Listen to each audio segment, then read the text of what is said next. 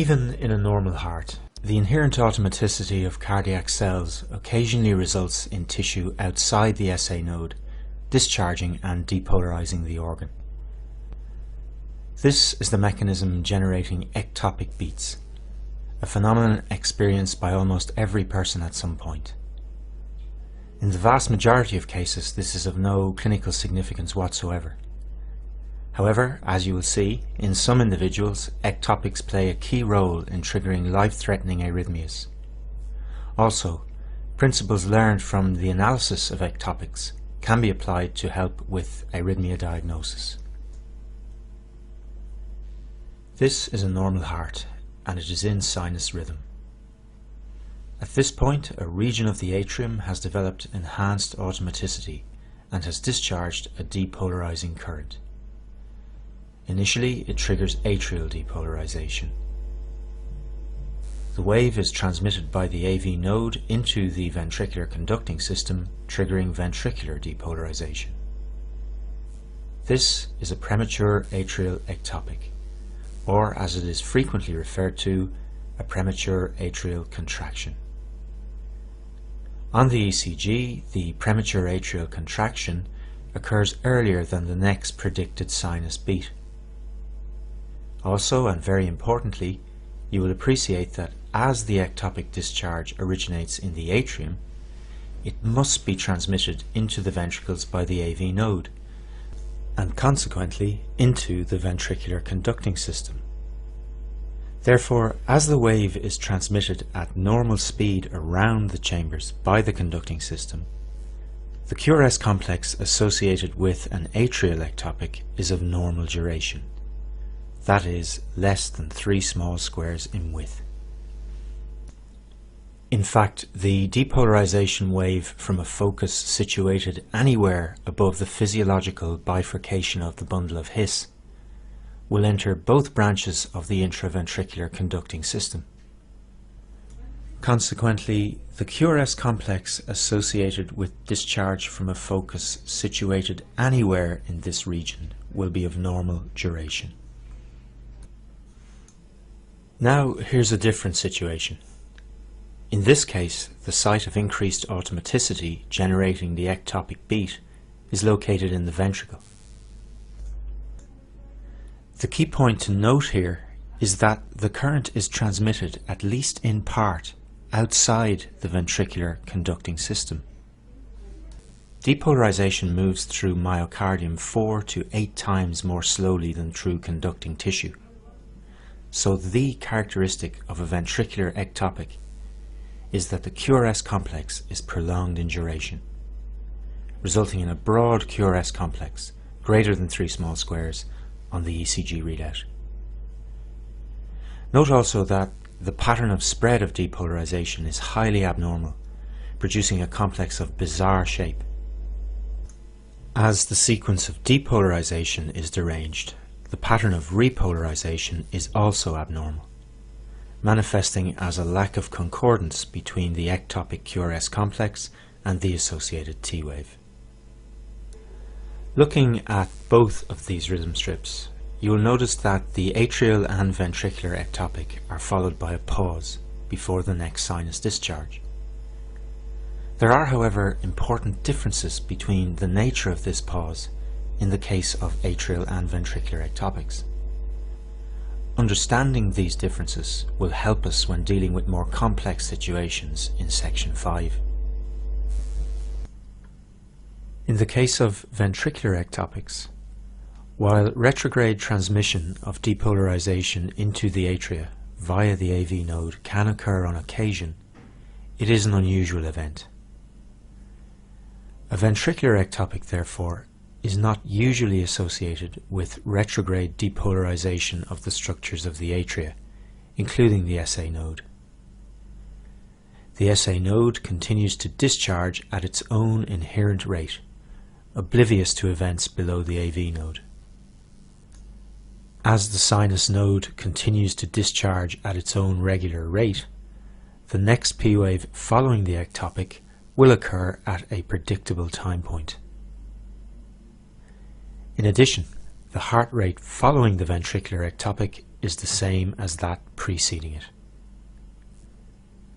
A pause with these characteristics following an ectopic is termed a compensatory pause. A compensatory pause indicates that the ectopic has had no effect on the SA node.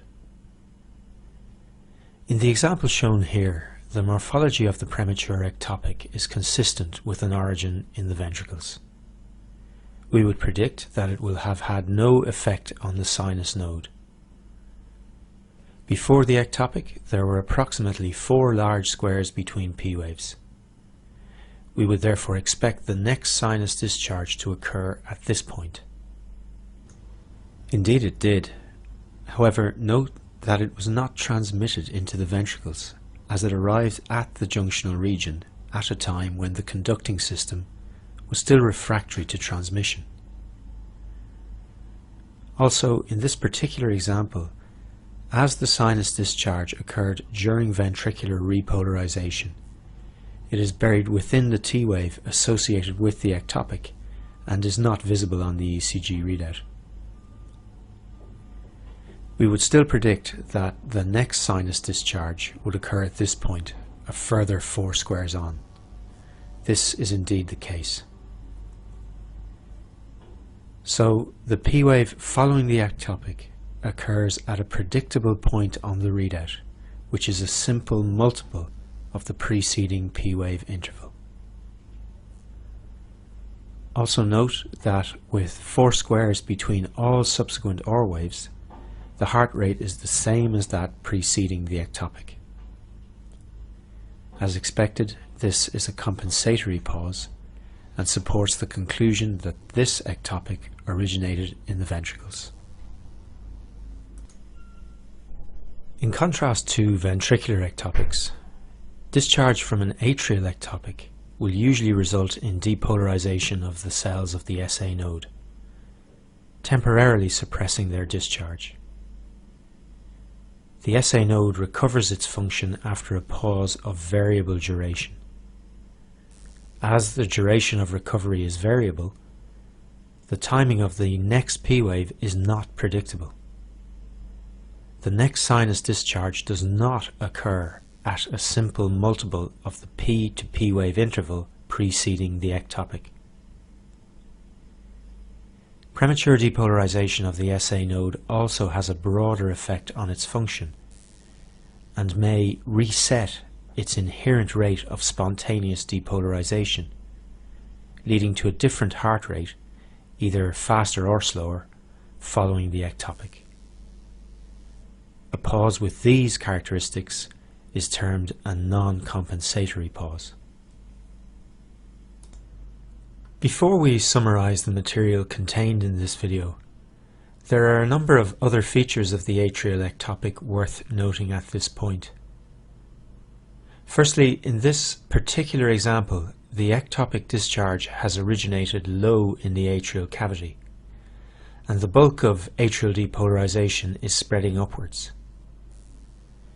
The ectopic P wave is therefore negative in the inferior leads, illustrated here in the rhythm strip, lead 2, reflecting an abnormal P wave axis. You may also have noticed that compared to the normal sinus beat, the PR interval is shortened in the ectopic. This reflects the fact that in this particular case, atrial depolarization has arisen from a focus closer to the AV node than the sinoatrial node.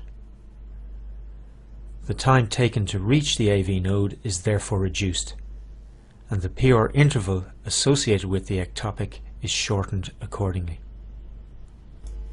You will see shortly that precisely this type of analysis can help us determine the site of origin of arrhythmias. So, premature ectopic beats can originate from sites of enhanced automaticity in the atria or ventricles. Both occur early, that is, before the next expected sinus beat. Atrial ectopics are transmitted into both branches of the ventricular conducting system and therefore are associated with a normal QRS complex. Atrial ectopics are usually associated with a non-compensatory pause. In contrast, ventricular ectopics are generated in the ventricular wall or a component of the conducting system, and must travel at least in part through the slower conducting ventricular muscle. Consequently, they are associated with broad QRS complexes, and deranged repolarization results in a non-concordant T-wave. In addition, ventricular ectopics are usually followed by a compensatory pause.